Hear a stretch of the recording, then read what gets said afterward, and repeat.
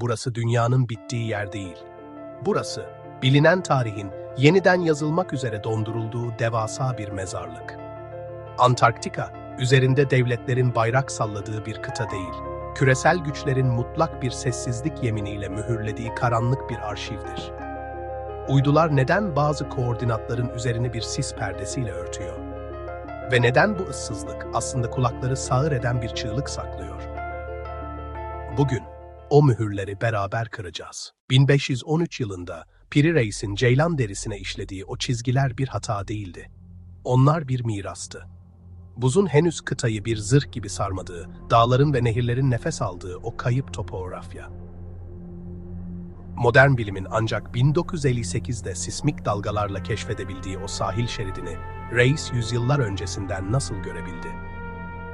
Karşımızdaki tablo basit bir harita değil, buzun altındaki hayata dair, bizden önceki bir medeniyetten kalan izinsiz bir kopyadır. Zamanın izi burada, tarihin sınırlarını zorluyor. Bilimin sustuğu yerde izler daha gür konuşur. 1938 yılında Gamalı Haçlı denizaltılar buzun en karanlık dehlizlerine sızarken sadece toprak aramıyorlardı. Bu tarihin en gizli operasyonlarından biriydi. Yeni Swabia Seferi. Resmi amaç bir balina avcılığı istasyonu kurmaktı. Ama derindeki gerçek çok daha başkaydı. Onlar Agartha efsanesinin fiziksel karşılığını, yer kabuğunun altındaki o devasa, sıcak vahalara açılan kapıyı arıyorlardı. Ellerindeki belgeler, buzun kilometrelerce altında, dünyanın çekirdek ısısıyla beslenen, hiç batmayan bir yeraltı güneşiyle aydınlanan yeni bir dünyayı tarif ediyor. Bu, sadece bir sığınak değil, aynı zamanda sonsuz enerji ve kaynak vaat eden bir ütopyaydı. Savaş bittiğinde teslim olmayan o yüzlerce denizaltı ve binlerce kayıp bilim insanı. Onlar teslim olmadılar. Onlar sadece henüz bizim hazır olmadığımız bir dünyaya göç ettiler. Bu kayıp filo, teknolojilerini ve ideolojilerini de beraberinde götürdü. Peki buz gerçekten de bir şeyleri saklıyorsa, o saklanan şey bugün ne durumda? Bu sadece bir göç müydü? Yoksa buzun altındaki sessiz bir krallığın başlangıcı mı? Peki buz gerçekten de bir şeyleri saklıyorsa? Tarihin en büyük Antarktika seferi olan High Jump operasyonu resmi olarak bilimsel bir keşif gezisiydi. Ama Amiral Byrd ve komutasındaki 4700 askerlik dev donanma, 1947'de oraya vardığında karşılarında bir düşman ordusu değil, fizik kurallarına meydan okuyan bir gazap buldular.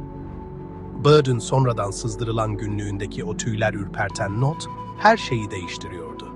Kutuptan kutba inanılmaz hızlarla uçabilen bir güçle karşılaştık. Bu güç, filodaki uçaklara saldırmış, kayıplara yol açmıştı. Mermilerin içinden geçtiği, radarların yakalayamadığı o parlak diskler, bir uzaylı istilası mıydı? Yoksa buzun altındaki o kadim ev sahipleri, davetsiz misafirlere evin gerçek sahibini mi hatırlatıyordu? Bilimin sustuğu yerde izler daha gür konuşur. Operasyon planlanandan aylar önce apar topar yarıda kesildi. Çünkü orası artık bize ait değildi. Byrd döndüğünde susturuldu ve bu karşılaşmanın sırları buzun altına geri gömüldü. Bilimin sustuğu yerde izler daha gür konuşur. Vostok Gölü'nün 15 milyon yıllık mutlak karanlık ve basınç altındaki sularından çıkarılan o yabancı DNA. Bilim insanları ona bakteri X dedi. Çünkü sınıflandıramadılar. O bir mutasyon değil, o bir tanık. Dünyadaki hiçbir canlı sınıfına, hiçbir bilinen evrim ağacına girmeyen bu genetik kod bize bambaşka bir hikaye anlatıyor. Antarktika'nın donmuş bir hapishane değil, aslında bir kuluçka merkezi olduğunu fısıldıyor. Peki buz gerçekten de bir şeyleri saklıyorsa? Devletlerin tek bir imza ile kıtayı dünyaya kapatması, doğayı korumak için atılmış masum bir adım değil. Bu genetik mirasın uyandırılmasını, o kuluçkanın çatlamasını engellemek için kurulmuş küresel bir karantinadır. Çünkü bu miras, bildiğimiz her şeyi, inandığımız tüm sınırları bir gecede yerle bir edebilir. İnsanlığın kökenini, evrimin seyrini, hatta evrendeki yerimizi yeniden yazdırabilir. Bu, Pandora'nın kutusunun donmuş halidir. Ve gardiyanlar kapıyı içeriden kilitledi. Zaman akar, buz erir ama sırlar asla buharlaşmaz. Antarktika bir kıta değil, belki de insanlığın yüzleşmeye korktuğu o son aynadır. Gerçekler bazen en soğuk yerdedir. Gördüklerinizi değil, ardındaki izleri takip edin. Zamanın izinde.